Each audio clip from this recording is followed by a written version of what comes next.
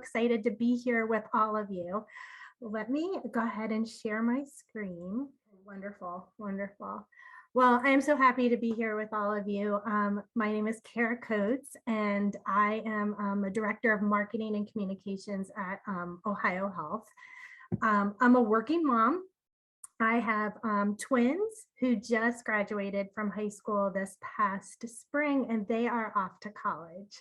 And so in my time in leadership, I have been raising them. And so I, like many of you, are balancing the work and family and personal life and being a friend and a mom and a sister and a daughter. And so I've been a leader for 30 years in marketing and communications. I've led a variety of different teams.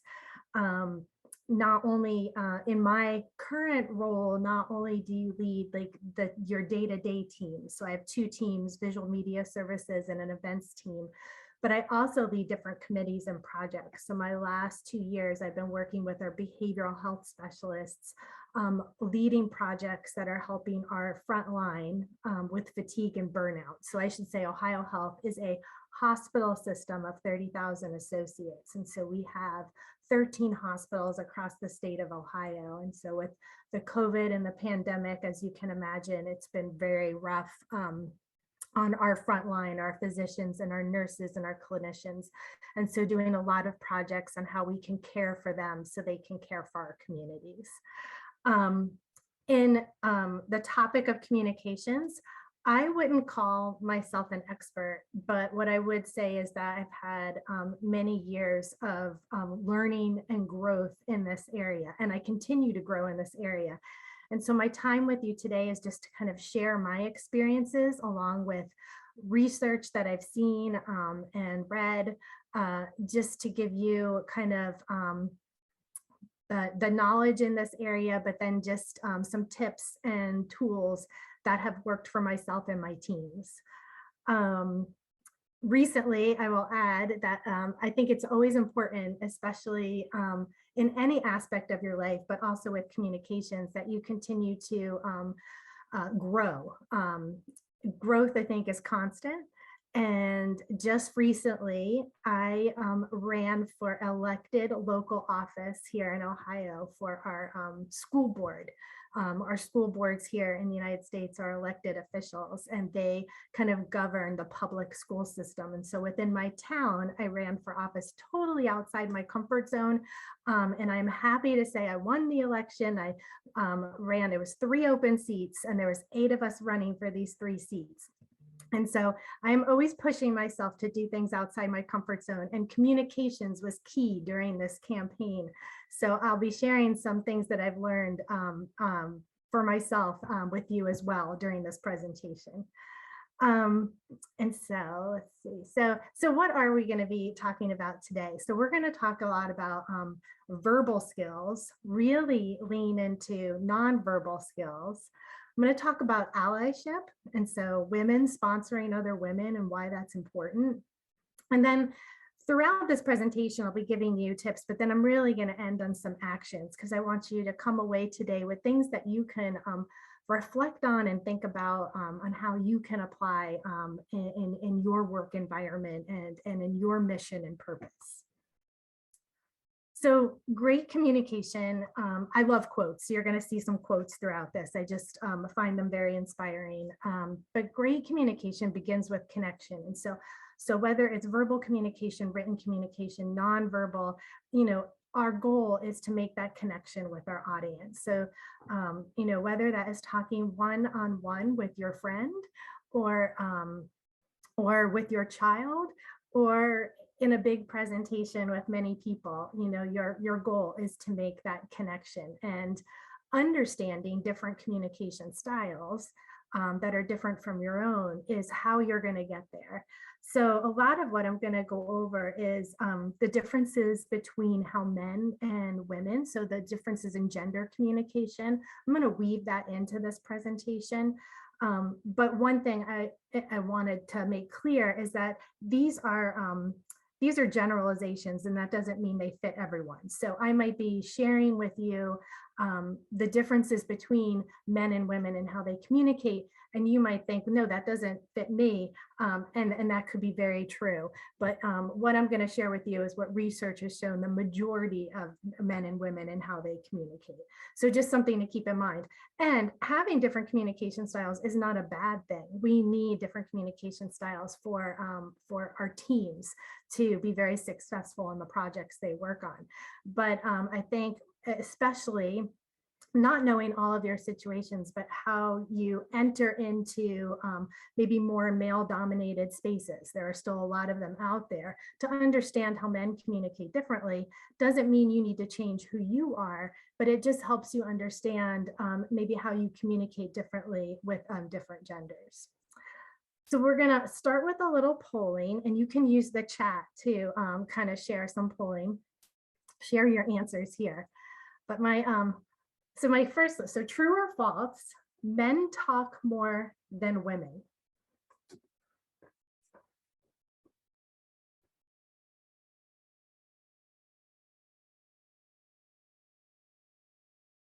Oh, I'm seeing a lot of false. All right, okay, not so much. Well, you're gonna be surprised. I see a lot of false, but believe it or not, it is true. I thought this was surprising as well, but men do talk more than women, despite the stereotype, whether in classrooms, offices, or groups. Men talk more than their fair share of time. For example, there's one experiment where male and female subjects were asked to verbally describe pictures and engravings. And the women's average description was approximately 3 minutes. But for a man, the average time was 13 minutes. So I thought that was very surprising research study. So our next question, true or false, men are more likely to interrupt women than to interrupt other men.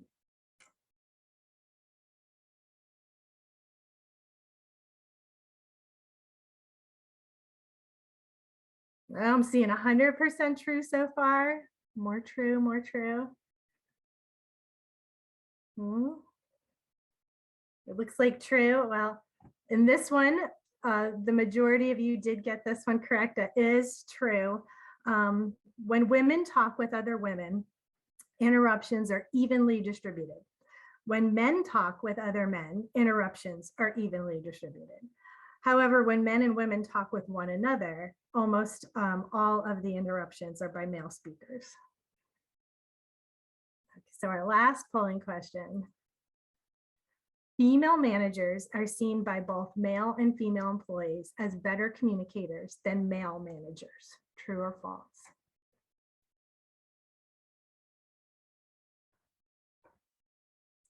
Looks like the true.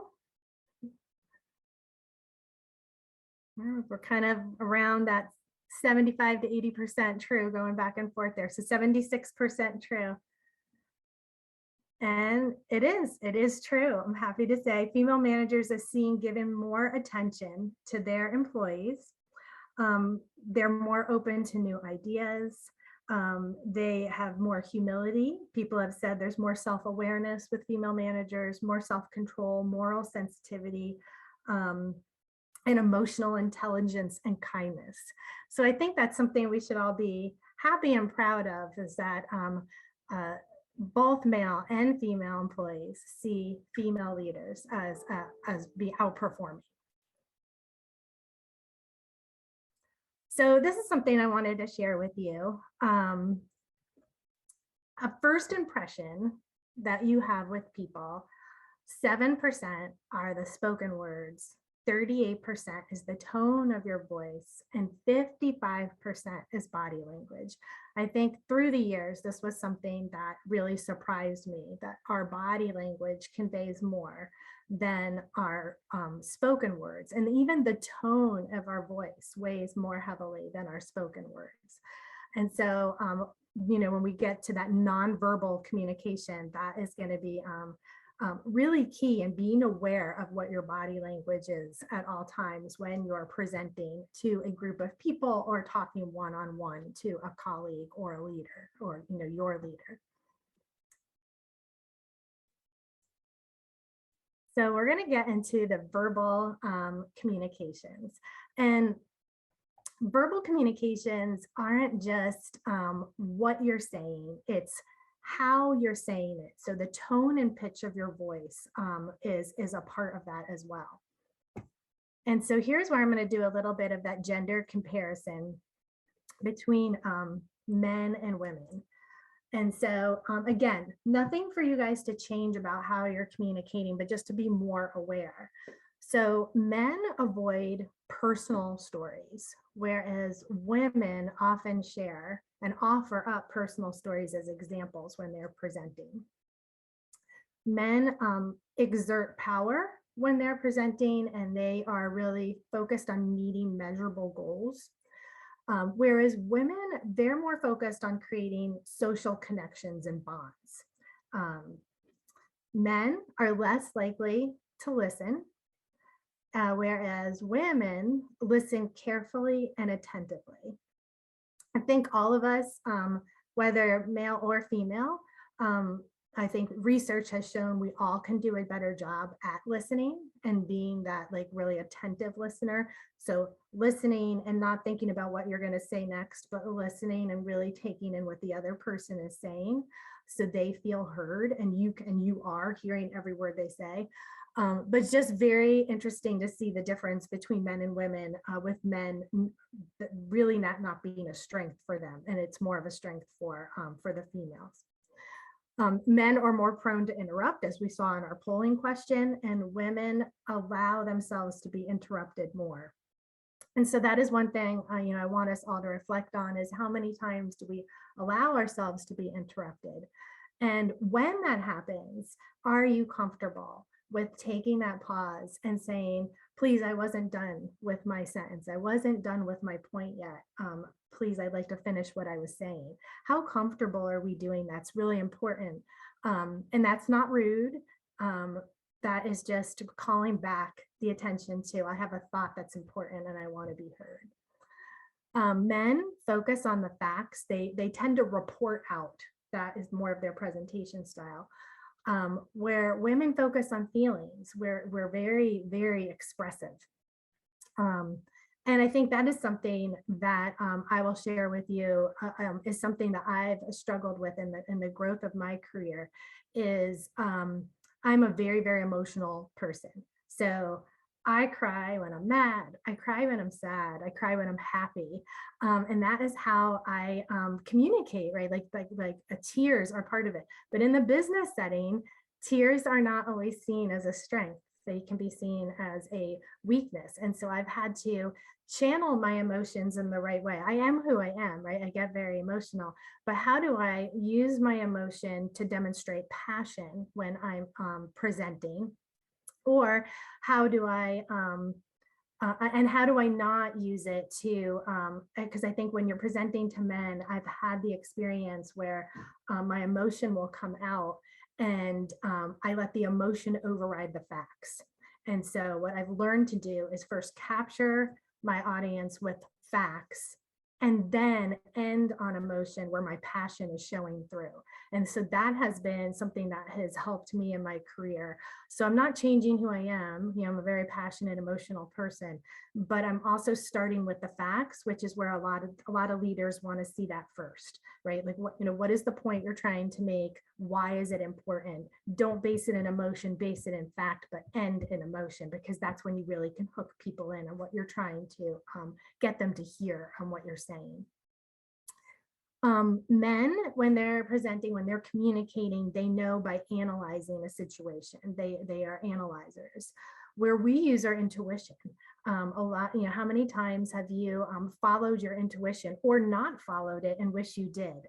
We're just very intuitive creatures. And so that is the difference between us. And so a lot of times I can't, in a meeting, I might know something is not correct, but if I just say it's based on intuition, my male colleagues might not be hearing what I'm going to say because they want to hear those facts. And so a lot of times I'll marry the two together, and that's where there's strength.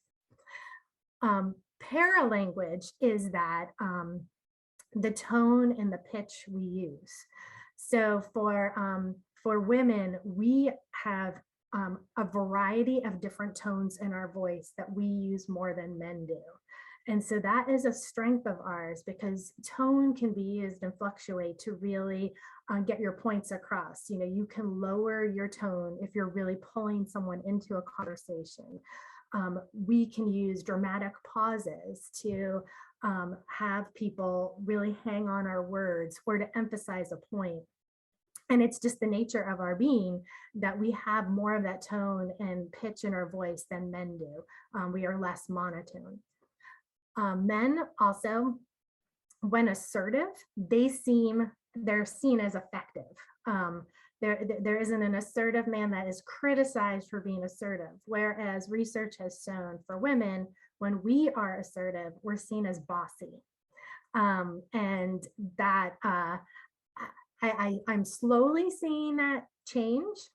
And I'm going to give you some tools on how you can kind of work through that, because I think it is important to be assertive. We can be just as effective by being assertive, but how do we break that stereotype of, oh, that just means they're bossy, because women shouldn't be assertive like that. And this quote by Sheryl Sandberg. So she's the chief operating officer of Meta Platforms. I think that's the new name for Facebook. And she's also the founder of Lean In Org.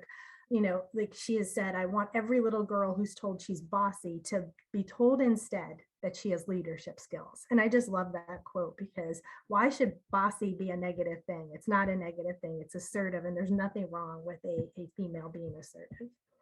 Sorry, Kara, we have a question, so I just want to make sure that I read it when we are at this topic now.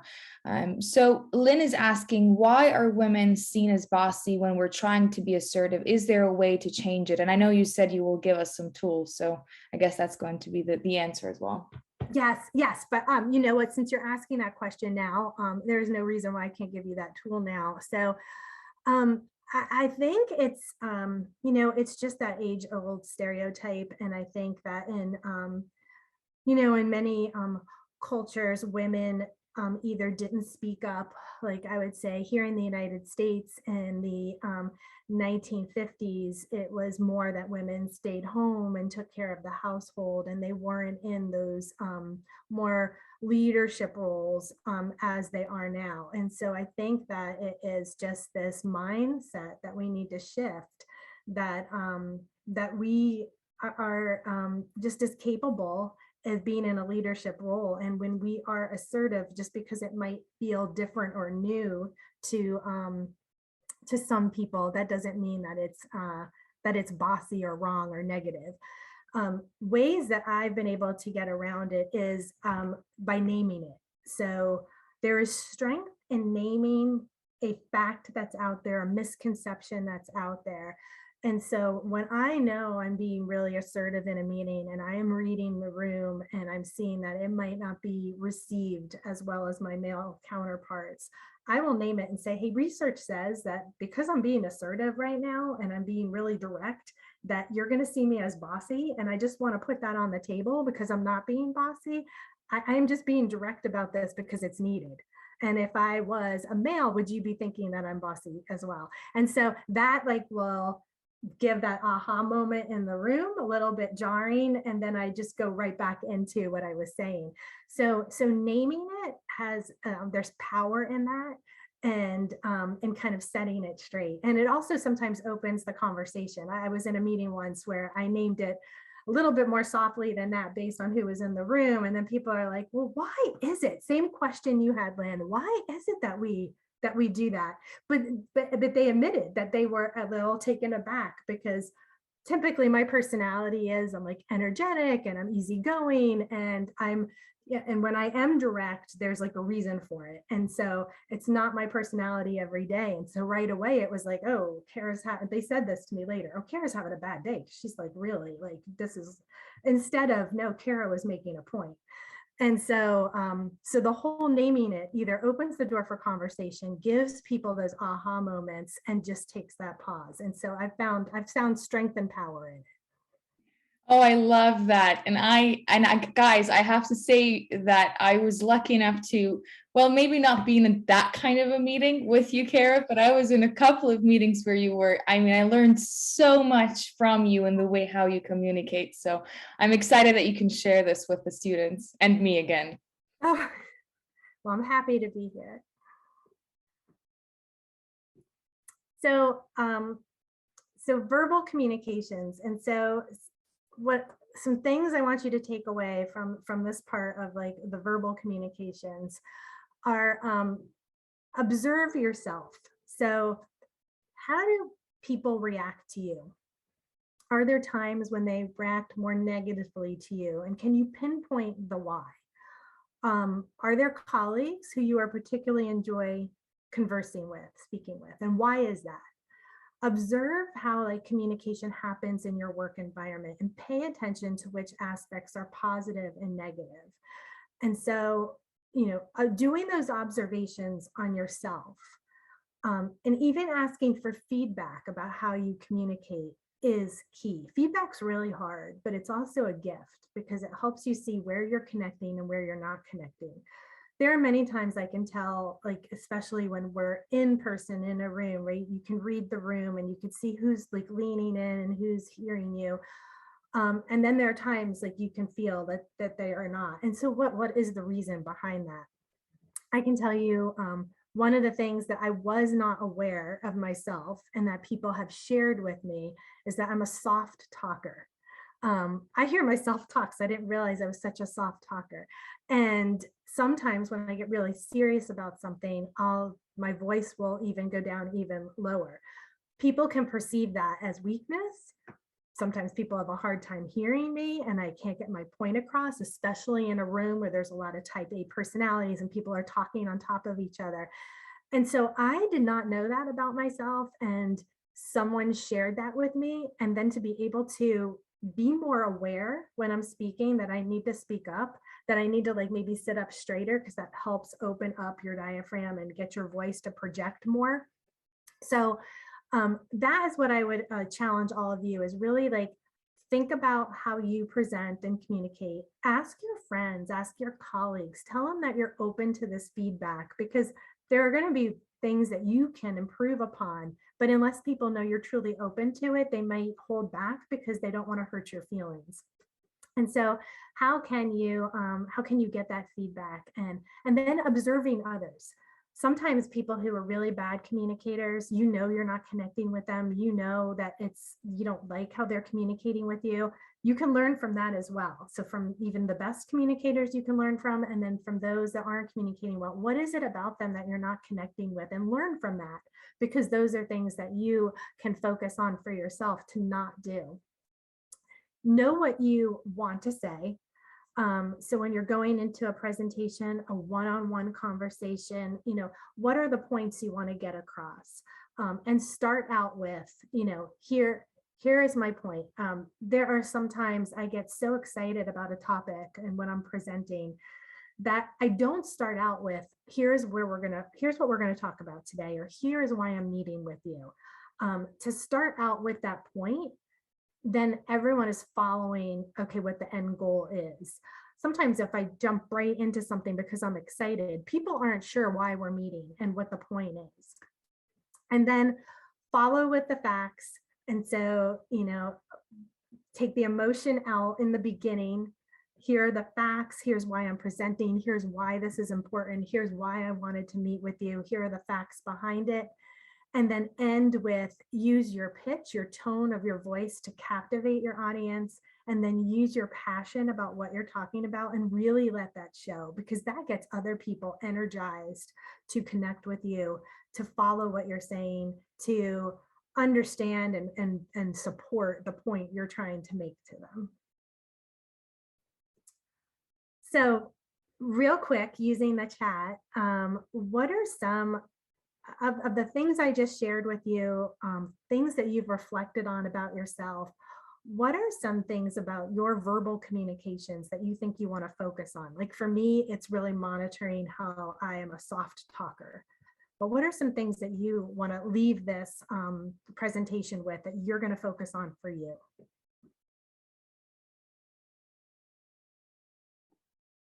So Lorna's saying not letting people interrupt her, following with facts, Lucy, then to be more assertive. Doing the page 4 is the emotion expression. I speak softly, but with facts, making sure my points come across even when people interrupt me. Talking less, listening more, a classic problem of extroverts. Yeah. Focus on my point. How to stop my voice from being shaky. Okay. Always starting by mentioning that I'm not being bossy. Tell the truth, following with facts, being assertive, observing the communication, always ask hard questions, talk more slowly when I'm excited or passionate about a topic. There's a lot more comments. I mean, we have a lot of people in the chat, so. This is wonderful. This is wonderful. And I think, one thing to share with you, there's a lot. I'm someone who, like I shared, I like to grow. There's a lot of things I could be working on. Take that one thing you think is going to make the biggest difference and focus on that. Don't feel like you have to work on everything at once, because then your attention will be spread too thin. So take that one thing that you think is going to make the biggest difference right away, and use that as the first thing to focus on. And that one comment about how to make my voice not so shaky. I've had that problem too. Speaking in front of groups of people, again, not my strength. I've had to grow that through the years. And so if it helps, someone gave me this tip, and it has worked for me, where when I feel it getting shaky, I just take that pause. I take a deep breath, and the pause seems like it's longer than it is to the people you're presenting to, but it actually, taking that breath helps to kind of bring your blood pressure down, which is part of that shaky voice, and calm yourself. And then it doesn't feel as shaky as it was when it first started. So sometimes I'll do that a couple of times, and before I speak in front of people, I'll do some deep breathing. It really does help. So now we'll move on from verbal communications to nonverbal communications, and really going into we'll start again with the difference in gender between male and female when it comes to those nonverbal communications. And so for men, there are thousands of facial expressions that a human can use. And for men, they just use them less. And I think it's just that part of them that are less expressive. And for women, we use that a lot more. Now, that can be to our benefit, because when we're in that part of our presentation where we're being super passionate and where we want that to come through, that expression on our face just brings in the listener and the viewer to our presentation. However, I will tell you, so then there are also facial expressions that you might do that people could interpret the wrong way. And I'll use myself as an example. Again, I was in a big meeting. Our chief communications officer was sharing an idea. I really liked the idea. I was listening to it, and my wheels started turning creatively about how I wanted to build on that idea. She wanted us to build on the idea. It was kind of a brainstorming meeting. But I found out that when I am really thinking about something, I have this really intense look on my face that makes me look like I don't like what the person's saying. So I have a great relationship. Yulia knows Sue Jablonski, our chief communications officer. She looked at me and she was like, Kara, it seems like you don't like the idea I'm sharing. And I was like, oh, no, I love the idea. I'm just thinking about how I want to build on it. So I've found that I have a bad thinking face. When I'm thinking really hard, I don't come across that I'm happy. And so then, being more aware of that, when I'm in meetings and I know I'm thinking, then I would start forcing myself to smile, because I'm trying to fix my bad thinking face. And then I kind of look really weird because I'm thinking too hard. So this is another place where I would name it. And I would say, when I see people looking at me in a little puppy, I have a bad thinking face. I'm really loving this idea. And I start to verbalize then to counter what my facial expression might be. But also then just being aware of what my thinking face is just made it a little bit less relaxed. So Another thing is just being mindful of what our facial expressions can tell, and they might be interpreted incorrectly. Eye contact. I was really surprised to see the research studies around this, that men tend to avoid eye contact when they're communicating, whereas women prefer it. And so once I had come across these research studies, I started to pay attention more, and it is so true. I even have someone in one of my teams that when he is presenting and talking, he will close his eyes. And that is just his like comfort zone to present.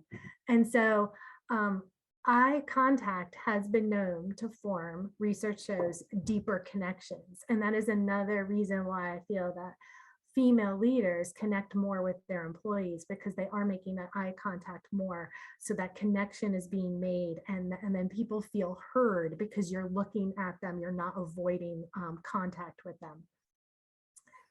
Posture is another important aspect to communications. And so for men, they have a naturally more relaxed posture.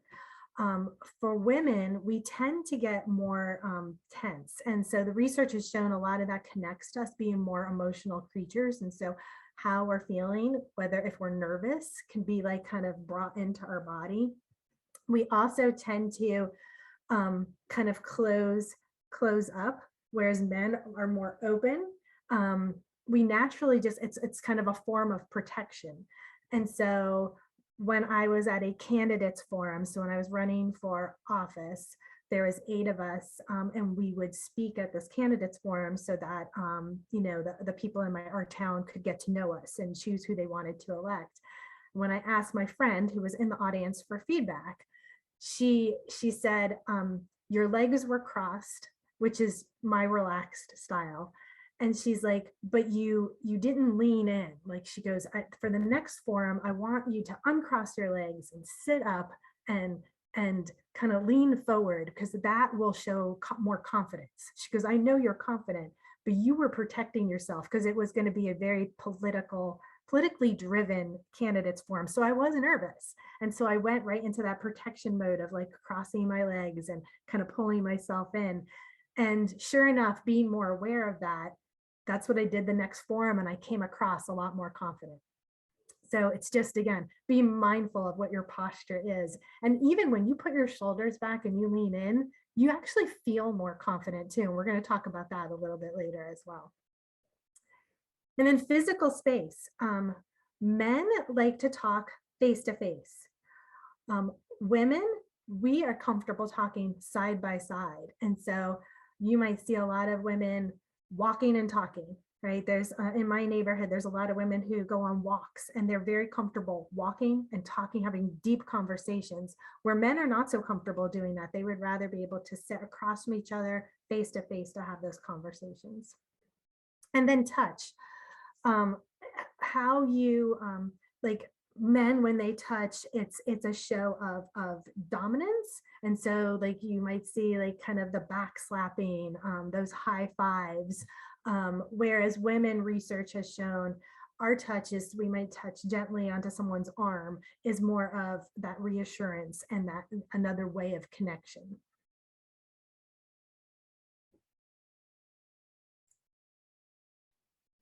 And so for the nonverbal communications, again, of doing that pause and observing yourself and others, are there certain people who make you feel more heard? And what is it they do that makes you feel that way? Is, what is it about their nonverbal communications that pulls you into their conversation? Is there someone who is unpleasant to communicate with? And what's the why behind that?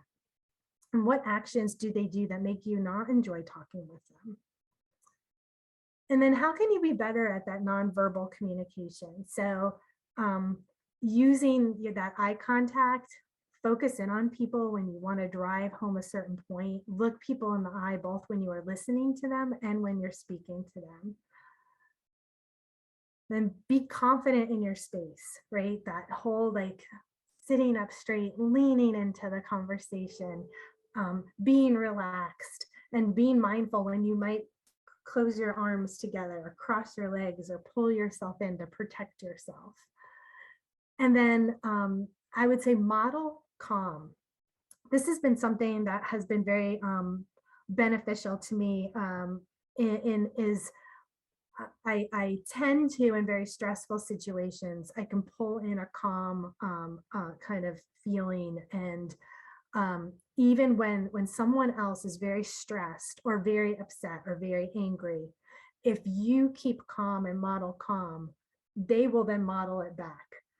How can you be that voice of reason and voice of calm when there might be some heated discussions, whether you're presenting or having a one-on-one conversation that's really hard, like a crucial conversation? Kara, we have a question from Lorna, and I will unmute her so she can speak up.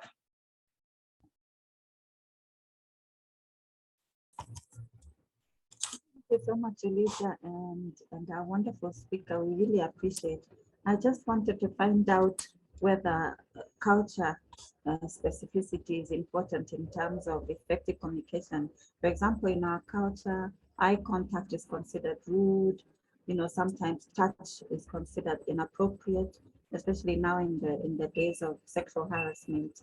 And you know, I just want to hear what your views are on that. Well, Lorna, thank you very much. That is a really good question. And so you're right, in different cultures, eye contact is seen differently. And so I'm glad that you called that out.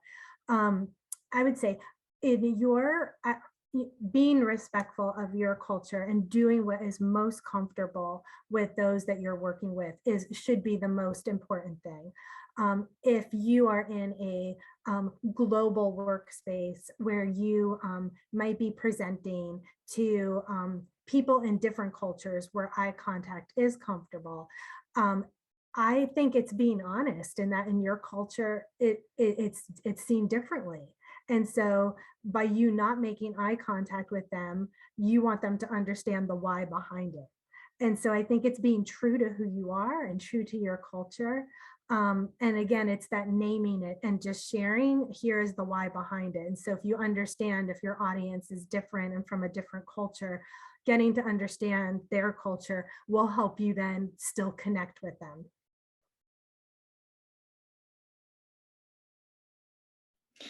Thank you. We do have two more questions, so Sure. we'll just go ahead with Sarah, if you can. I'll unmute you.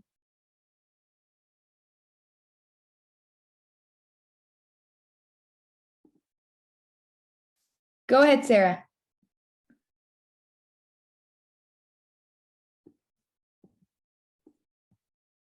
Okay, maybe she has network connection issues. We'll try with Phyllis then. Go ahead, Phyllis.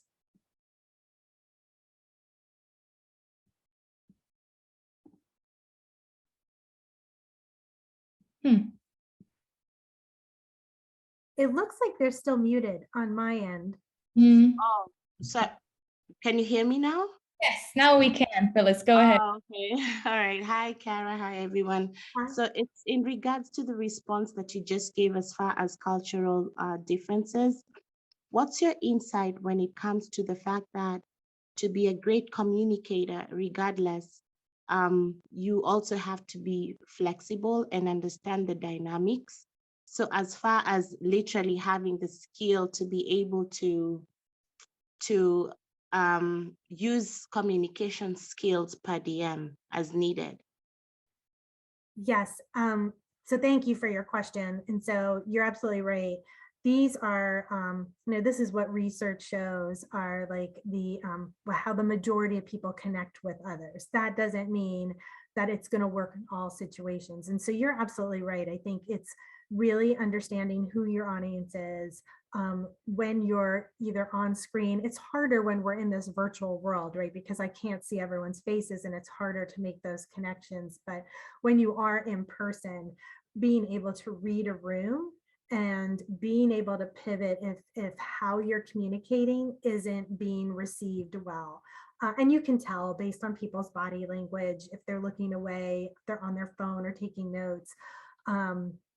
And so I think it is very critical to be able to pivot in your communication style, or even ask if there's no connect, if you're feeling that how you're communicating isn't being received, I feel power in naming it is really, really important to be able to say, hey, like this presentation might be going in a different direction. I want to take a pause.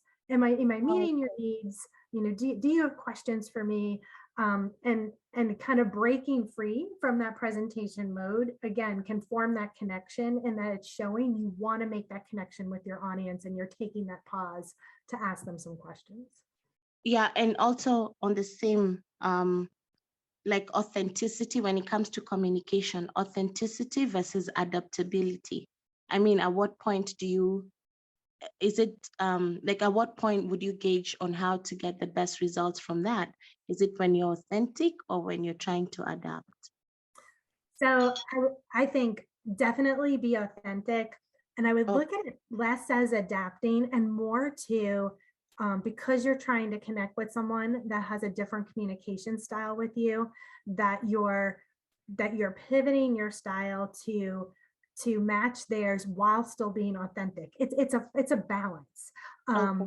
And I think it's even again, it's naming it again to say, hey, I'm very talkative. I talk really fast, but I want to slow it down because I know this is new subject matter for you, and I want to make sure I'm not speaking too fast. So if I tend to speak too fast, because that's who I am, please let me know, and I will, you know, take a pause. That's an example if you were like in a training mode and you're training someone. So I think it's being true to who you are, but also understanding that people just have different ways that they like to be communicated to. So for example, I have a team full of type A personalities. Some are reserved, some are introverts, some are extroverts. And so I've learned on how they best like to be communicated to. And I have, and then there are times, because I am a different personality type than them, that I'll ask questions. So if someone comes to me with a problem, I'll say, okay, Kelly, do you want me to help you solve this? Or do you just need a listening ear and someone to vent? Because sometimes I can't tell based on how she's communicating to me. And by asking the question, we get to like, okay, so here's the mode that she would like to be in. And so I think it's you know, it's on the people who you work with day to day, it's really building those relationships so that your communication can flex in the right way. When you're making a pitch or presenting to a room full of people you don't know, I think it's then you're aware of all these differences in communications, but you're still authentic and true to you. And that's where it's important to read the room and just be able to flex a little bit to make the connection the best you can with everyone there, since everyone is so different. Did that help answer your question? Yes, thank you very much. You're welcome. So whatever you want to do, Kara, if you want to move on, we have more questions in the chat. Maybe if we go to the end and then we can come back to the questions, or whatever you want to do. Sure, I'll do that. I don't want to miss any questions though, so I'll get through this pretty quick so that we can make sure we get to all your questions.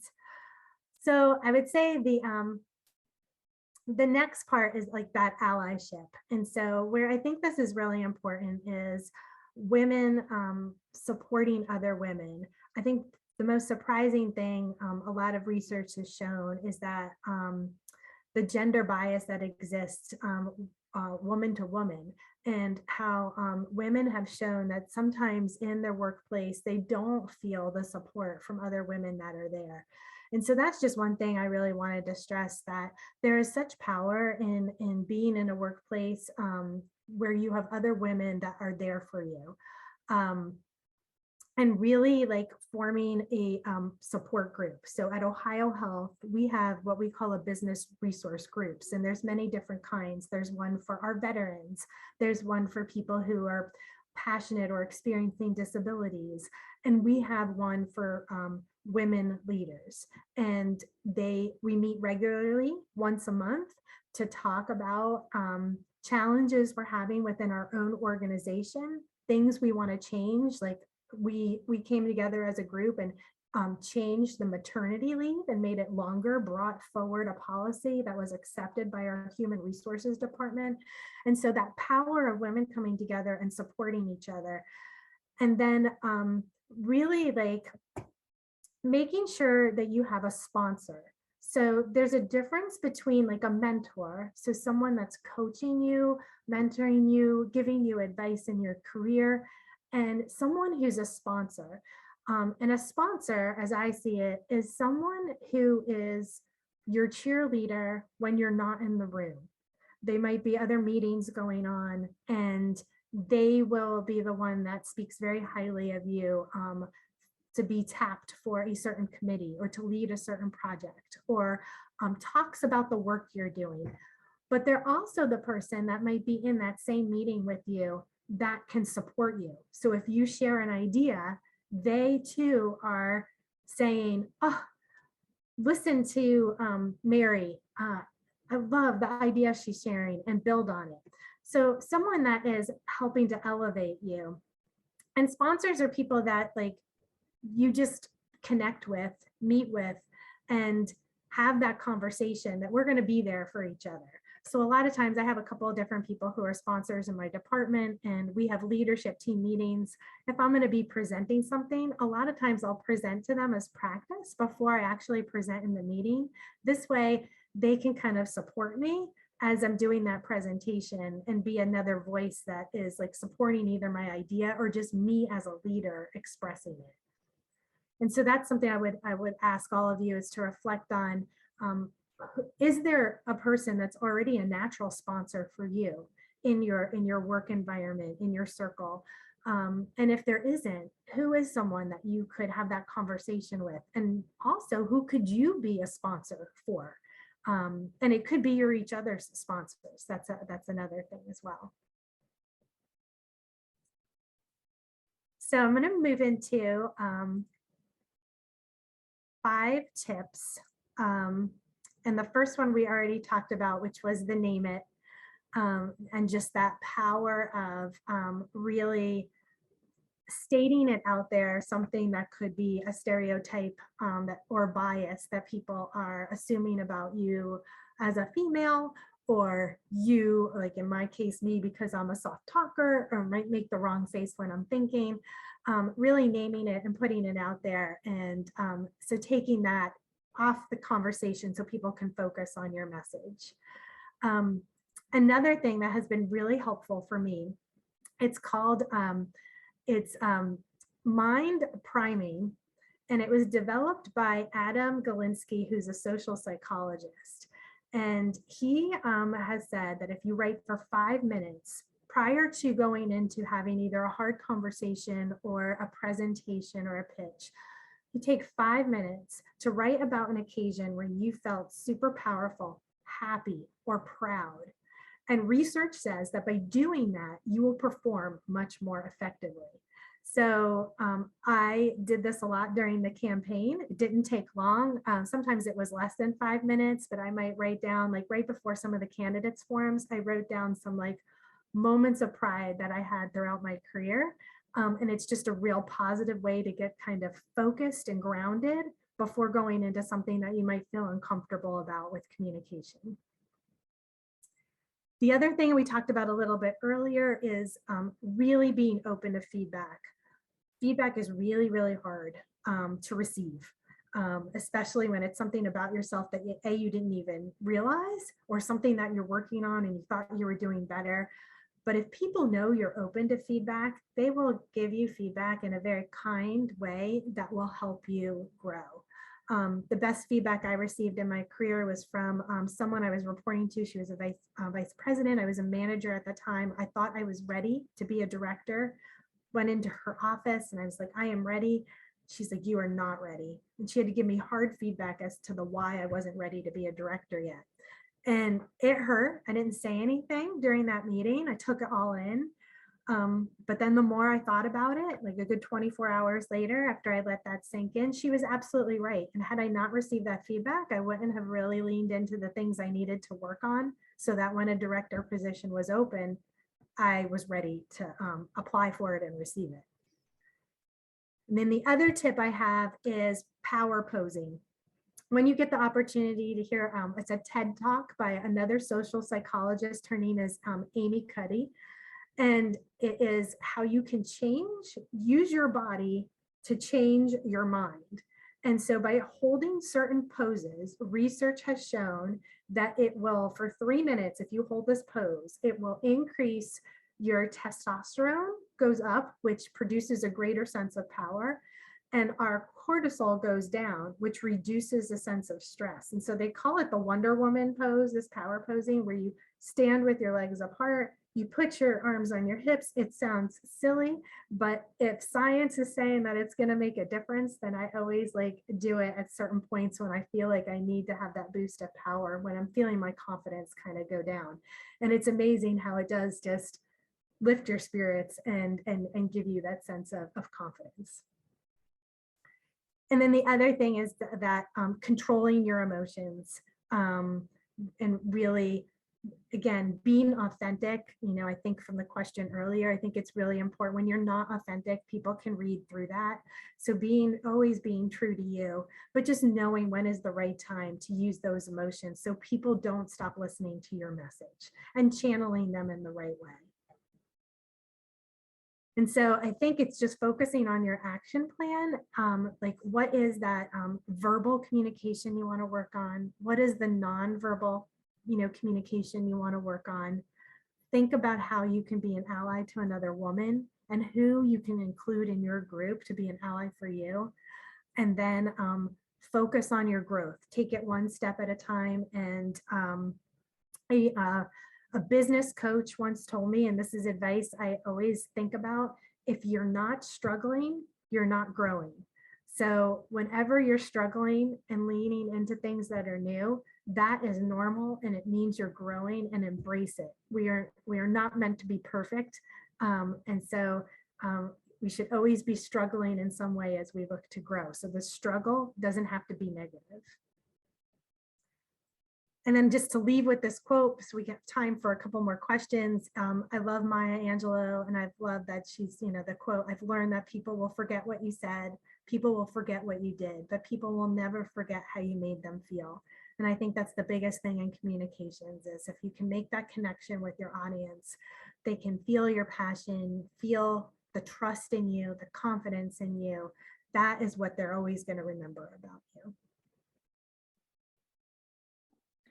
Thank you so much. This was so insightful. I was taking notes as well. I think it was amazing for all of the female leaders we have in this class.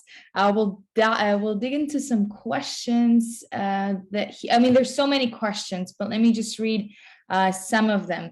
So one question is, what exactly causes situations where women do not support each other? And I guess, did you have a situation where, women were not supporting each other, and what is the cause? Yeah, I was looking at the research. I think it's, so there's a lot of different reasons that the research has shown. Some of it is competition. So if you are in a male dominated industry or business and there's few women, then they feel like they have to outdo each other in order to be seen as intelligent or relevant. And I think also so it's this big competition, rather than seeing that supporting each other will make each other stronger. So some of it, I think, is just driven by like society, depending on the organization. That seemed to be the biggest one. And I think also just that the bias and the stereotypes, that there are some women out there that also are questioning their own bias towards other women.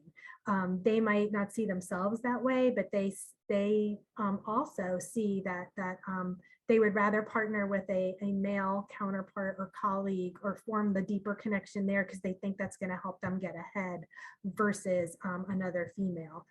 I have seen the competition factor. I'm happy to say at Ohio Health, I work in an area where women are very supportive of one another. But in talking with a lot of my peers across other industries, they said that like sometimes it's on the surface, but if one woman gets more attention than another, it's the jealousy and competition thing. I think we are all human. We all feel jealous. Like if I'm not the one getting the promotion, why? If I'm not the one being focused on, why? And I think it's keeping in check with ourselves to make sure that we're not falling into that trap, and instead we are happy for that person and demonstrating that, I think is important. But then also I've had some hard conversations with women that have been helpful, and it took a lot of bravery on my part to say, hey, I'm feeling like you're in competition with me, and so I don't want to feel that way, and maybe I'm wrong, and maybe I'm telling myself a story, but I respect you, and I really want us to work together. And so how can we get to a better place? And by taking that first step and being really honest, that has helped in those situations a lot.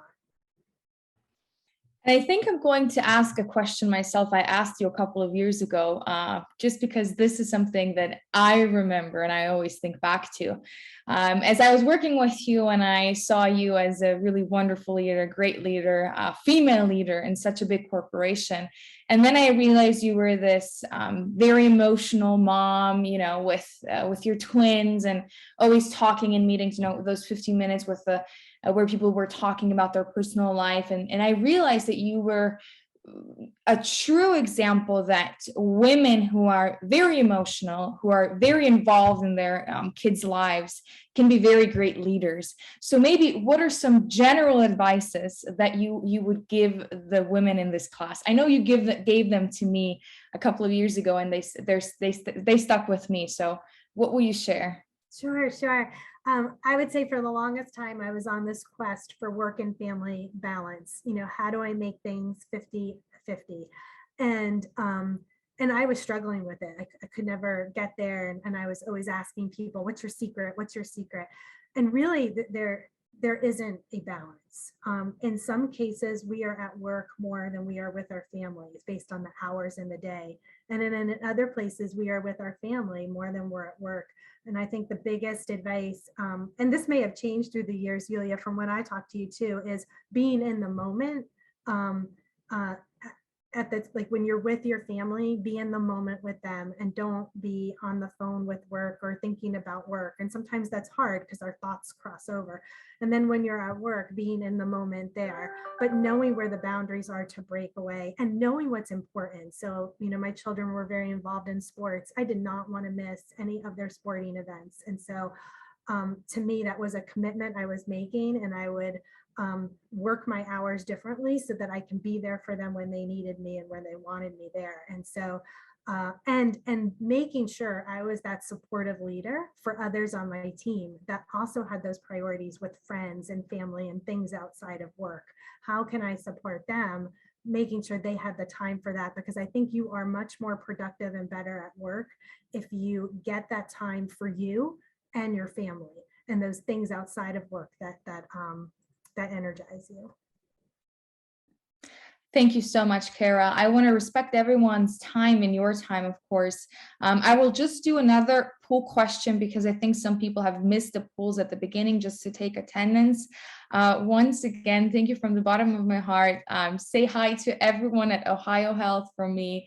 And I wish you could have seen all the comments in the chat. Everyone is thanking you so much. They loved the class. They loved the insights. It was very practical. It was very hands-on. So thank you for that.